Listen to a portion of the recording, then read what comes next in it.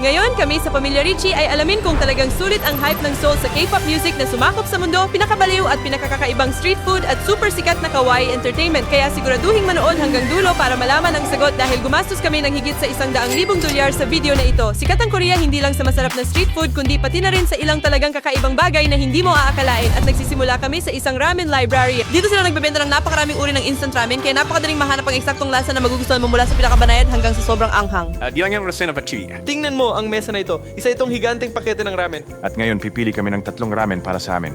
Mayroon pang ramen na may keso. Från Sorshim Vrain, a ball popper of Ross 80s ans Pyrong Hangster versus Anches Dream Pierno. The Arching top 3, Sumdarshing top 1. Sa loob mismo ng library na ito, maaari kang gumawa ng sarili mong ramen. Magdagdag ng tubig at lutuin ito dito. Ginawa namin ang pinaka-milled na ramen. Subukan natin ito. Hindi ka ba natatakot? Oh, hanganghang talaga. Oh, napakaanghang. Ngayon, parang nasusunog ang buong bibig ko. Ang susunod na lugar ay isang napakasikat na Michelin street food restaurant kung saan nagsisilbi sila ng buhay na pugitan na gumagalaw sa iyong bibig. Gustong-gusto ito ng mga lokal. Naghintay kami sa mahabang pila, tiningnan ang mga parangal at sa wakas ay pinapasok kami. Sinimulan ng chef na ihanda ang pugita mismo sa harap namin. At kahit nahuli na ito, patuloy pa rin itong gumagalaw. Dinalhan nila kami ng buhay na pugita na literal na gumagalaw sa aming plato. Sa totoo lang, ang tanawin ay hindi kaaya-aya. Gumagalaw ito. Medyo nakakain.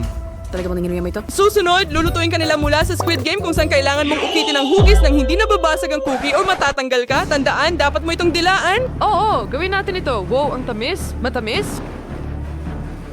Lasang caramelized na asukal. Nakakakabang sandali.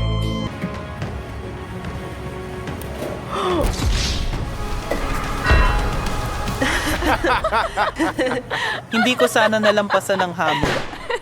Ngayon, subukan natin ang lokal na corn dog. Ito ang pinakasikat na Korean dish. Isa itong corn glizzy na may keso sa stick. Subukan na natin.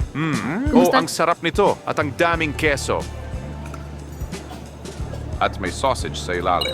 Ngayon, kakain tayo ng Korean dough coin na may keso. Naglagay ang chef ng 2 malaking piraso ng keso sa loob ng dough. Amoy na amoy ang sarap. Kumagat kami ni Mama. Napaka-keso.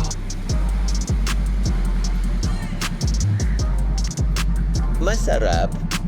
Ito ang pinakamahusay na putahe ng street food sa ngayon. Ito ang nauusong tornado potato sa stick. Masarap, parang french fries. Susunod ay hilaw na giniling na baka na may itlog na pula. Siguro kailangan mong ihalo ito. Subukan natin. Talagang masarap. Mag-enjoy ka sa pagkain mo. Mas mabuti kaysa sa pugitan. Sige, titingnan natin. Sa totoo lang, ang sarap talaga.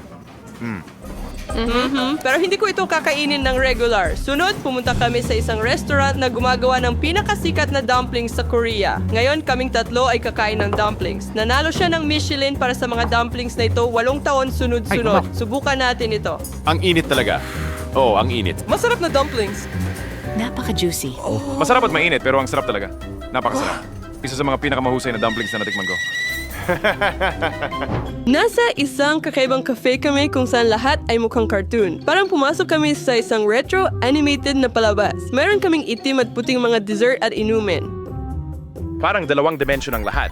Parang nasa loob tayo ng isang laro. Ang gimmick ng cafe ay lahat ay itim at puti, mga plato, tasa, pati na rin ang mga dessert. Subukan natin sila ngayon. Sana lahat ito ay totoo, ha? Hindi mga cartoon. Talagang masarap. Ang itim. Oh, wow, nakakuha lang ako ng dagdag na buhay. Kahit ang lemonade dito ay hindi normal. Ang astig nito. Nasa pinakakakaibang cafe kami sa video na ito. Sa loob, maraming aquarium na may iba't ibang uri ng isda. Marami ring halaman at puno sa cafe. Parang nasa Avatar kami. Oh, talagang. Parang ibang universo ito. Ibig kong sabihin, hindi pa ako nakakita ng ganito. Napakakakaiba. Umorder kami ng mga inumin at dessert na ito. Halos lahat ng inumin ay asul. At meron din ko mga cute na malilis na oso sa mga plato. Nakabili ako ng cake na hugis keso. Ang mga choso ay bakit dyan? Parang horror movie ito kasama si Angelina. Ngayon, haluin natin ito. Mukhang naging lemonade ang maasim na gummies. At narito ang malamig na asul na kape. Napaka hindi pangkaraniwan. Napaka-cool ng cafe na ito sa isang malaking lungsod kung saan maaari kang mag-relax at mag-enjoy ng masarap na pagkain. Ngayon ay bumibisita kami sa isang cute na cafe kung saan may oso na bumabati sa amin. Ito ang pinaka-cute na cafe na makikita mo. Ang cute!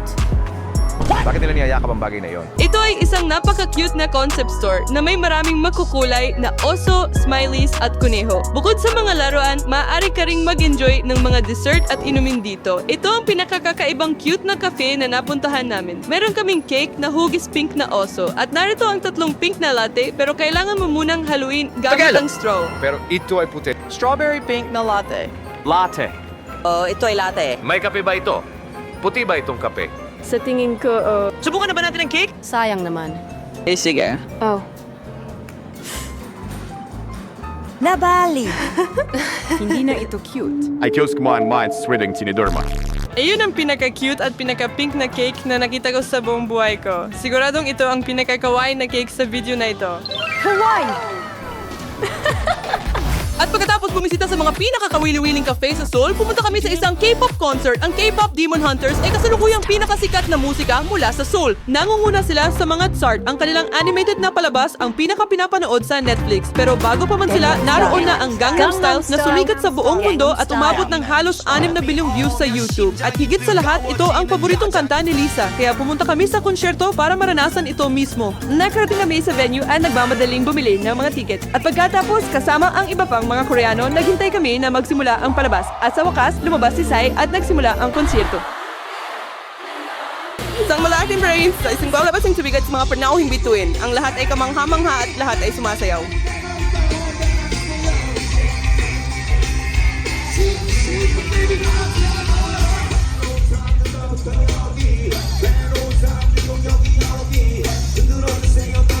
At pagkatapos ay itinanghal pa nila ang pinakamalaking hit ng taon, Epitome. At sa pagitan ng mga kanta, nagpasya ang cameraman na i-film sina Lisa at Karen. Ipinakita ito sa malaking screen at nakita sila ng lahat sa crowd pati na rin ni Sai. Napakasaya ni Lisa at napalambot niya ang puso ng lahat.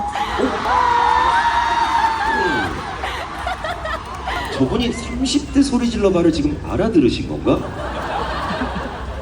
So you're gonna represent all the foreign people. You're gonna make some noise right now. 3, 2, 1, go! At pagkatapos ay tinugtog pa nila ang kantang pinuntahan namin.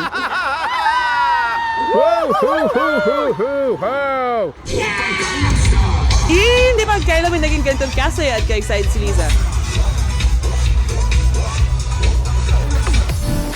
Pagkatapos ng konsyerto, pumunta kaming lahat para tingnan ang sikat na Korean entertainment at nagsisimula kami sa pinakakakaibang hotel kung saan mga robot ang nagtatrabaho. Sa pasukan, sasalubungin ka ng malalaking robot na dinosaur at sa reception, mga robot ang naroon sa halip ng mga tao at para mag-check-in, kailangan mong lumapit sa kanila dahil literal na walang tauhan dito. Pwede kong ilagay ang kamay ko sa bibig ng dinosaur. Sana hindi ito kumagat. Talagang kakaiba ito. May robot din na nagdadala ng labada sa pasukan. Kamusta? Kumusta? Ito ang reception. Kailangan mong makipag-usap sa robot para mag-check-in. Bakit nila tayo binabalewala? Magandang araw sa inyong lahat. Itinuturo nito dito. Dito tayo mag-check-in. Dito, maaari tayong mag-self-check-in. Binigyan nila kami ng susi ng aming kwarto. Oo. Tapos na, naka-check-in na. Ito ang pinakakakaibang reception kailanman. Walking beyond was Zuzli is Rapier Mesh Quarzo restaurant for robots and wala nang iba pa. Pero kahit papaano, walang mga robot dito. Ang palapag ay natutukoy ng automatiko kapag iniscan mo ang iyong susi sa kwarto. Wow, napaka hindi pangkaraniwan. Nakapunta kami sa aming palapag at nagsimulang maghanap ng aming kwarto. At narito ang aming kwarto. Sa loob, ito ay isang karaniwang kwarto lamang, ngunit walang mga robot. Asan ang mga robot? Isang robot na banyo? Pindutin natin ang button. Mag-subscribe. Maging matalino tulad ng robot na ito. May tablet dito kung saan maaari kang mag-order ng mga tuwalya, robe, at iba pang amenities. Subukan natin ito. face towel 1 amount, others 1 type your request is receiving. At dadalhin ito lahat ng robot courier. Natanggap ng robot courier mula sa lobby ang aming kahilingan at pumunta upang tuparin ito, ngunit pumunta ito sa isang hindi kilalang silid kung saan may tauhan na naroon upang tumulong, kaya't hindi pa rin kayang pamahalaan ng mga robot ng mag-isa. Gumamit ang robot ng robotic arm para tawagin ang elevator, umakyat sa aming palapag, dumating sa kwarto, at nag-anunsyo gamit ang voice message.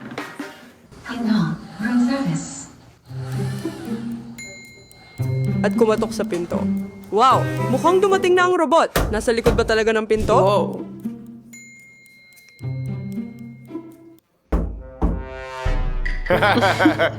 Nakakatakot pakinggan ito. Medyo nakakatakot buksan ang pinto na ito. Hello?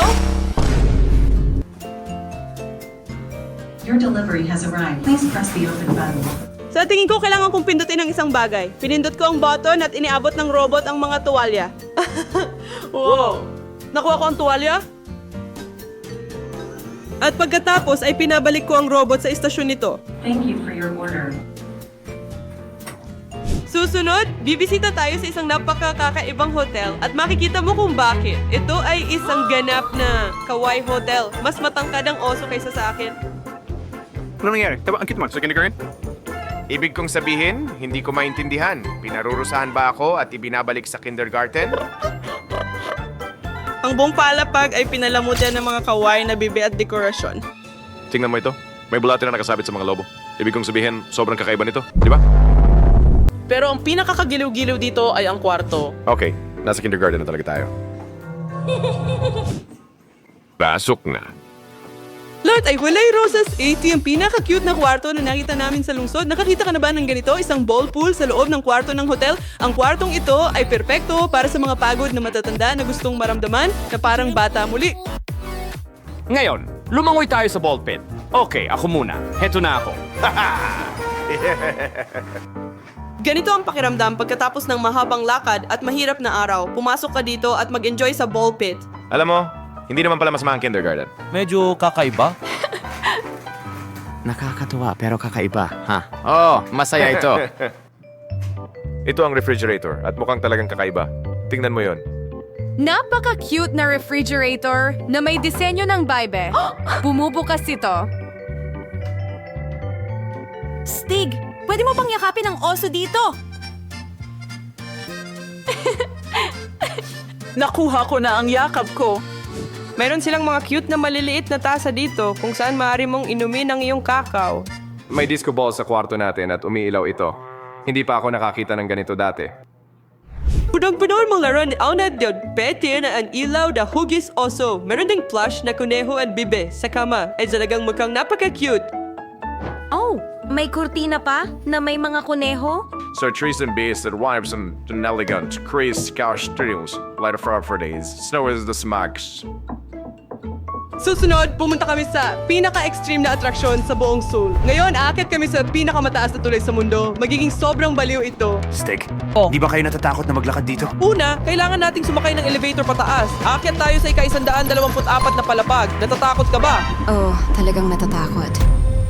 Nakarating kami sa ika-124 na palapag at mula rito mukhang maliit ang buong lungsod pero kailangan pa naming umakyat ng mas mataas hanggang 1,821 talampakan. Tinipon nila kami sa isang grupo at dinala sa hagdan. Ngayon ay maghahanda kami at aakyat sa tulay na iyon. Mukhang kailangan pa nating umakyat ng 20 palapag. Akala namin diretso na kami pataas, pero kailangan pa namin maglakad ng 200 talampakan. Umaakyat pa kami ng mas mataas. Sige, tara na. Medyo napapagod na ako sa pagkakya. Nagsisimula ng sumakit ang mga binti ko. Okay, ngayon nasa 1,700 talampakan na tayo. May isa pang 150 talampakan na natitira. Tingnan natin ito. Eto na. Okay, ngayon ikakabit na nila tayo para sa kaligtasan para hindi tayo mahulog. Pupunta kami sa pinakatuktok. Hindi ito kasing dali ng inaakala, ano? Oh, tingnan mo ito, ha? 1,820 talampakan. Ngayon kailangan nating tumapak sa tulay. Wala nang atrasan. Malapit na kaming tumawid sa tulay na ito at ako ang mauna. Natatakot ako. Ikaw, ano ang nararamdaman mo? Hindi ako pupunta. Hindi ka ba sasama? Hindi. Sabihin mo kung kailan. Nakaakyat na kami dito. Paano mo hindi magagawa? Natatakot ako. Kailangan ko ng suporta. Ngayon, tatawid tayo sa tulay na ito. Pupunta lang tayo doon. Napakataas talaga. And kung mahulog ka mula dito, aabutin ng 10 segundo ng libreng pagpagsak. Ako ang nauna. Bawat hakbang ay isang pakikibaka. Nakakatakot talaga. Magiging ayos lang ito. Huwag kang mag-alala. Makikita mo ang lupa mula rito. Si Helen ay naiwan para hintayin kami. Ito ay baliw. Ito ay baliw. Ito ay nakakaloka.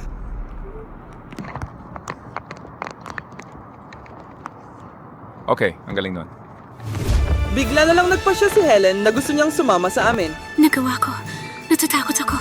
Natatakot ako. Ang tanawin ay kamangha-mangha. Ang mga gusali ay napakaliit, parang mga laruan. Pero makalipas ang ilang sandali, nasanay kami sa taas at talagang nag-enjoy. Kasama rin sa pag-akyat ang mga litrato na kinunan mismo sa tulay. Pagkatapos noon, bumaba kami mula sa tore at pumunta sa pinakasikat na amusement park sa Seoul.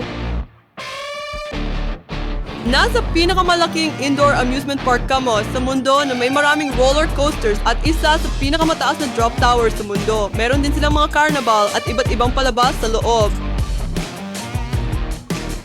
Ngayon, sasakay kami sa pinaka-nakakatakot na roller coaster.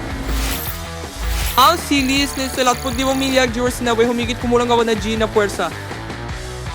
Okay, patas na tayo. Maghanda, pababa na tayo. Siguradong may sisigaw.